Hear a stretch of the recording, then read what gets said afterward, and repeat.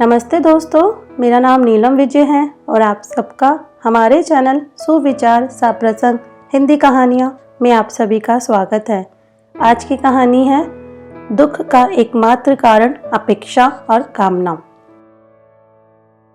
एक बार एक सेठ जी ने पंडित जी को भोजन के लिए आमंत्रित किया, पर पंडित जी का एकादशी का व्रत था तो पंडित जी नहीं जा सके थे। इसलिए पंडित जी ने अपने 2 शिष्यों को सेठ जी के यहाँ भोजन के लिए भेज दिया। पर जब दोनों शिष्य वापस लौटे तो उनमें एक शिष्य दुखी और दूसरा प्रसन्न था। पंडित जी को देखकर आश्चर्य हुआ और पूछा, बेटा क्यों दुखी हो? क्या सेठ ने भोजन में अंतर किया?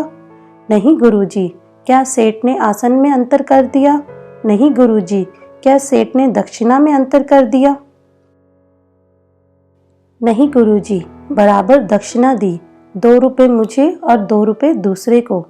अब तो गुरुजी को और भी आश्चर्य हुआ और पूछा, फिर क्या कारण है जो तुम दुखी हो? तब दुखी चेला बोला, गुरुजी मैं तो सोचता था सेठ बहुत बड़ा आदमी है, कम से कम 10 रुपए दक्षिणा देगा, पर उसने 2 रुपए दिए, इसलिए मैं दुखी हूँ। अब दूसरे से पूछा, तुम क्यों प्रसन्न हो? तो दूसरा बोला, गुरुजी मैं जानता था सेठ बहुत कंजूस है, 8 आने से ज़्यादा दक्षिणा नहीं देगा, पर उसने 2 रुपए दे दिए तो मैं प्रसन्न हूँ। बस यही हमारे मन का हाल है। संसार में घटनाएं समान रूप से घटती है, पर कोई उन्हीं घटनाओं से सुख प्राप्त करता है, कोई दुखी होता है, पर असल में ना दुख है ना सुख। ये हमारे मन की स्थिति या अपेक्षा के स्तर पर निर्भर है।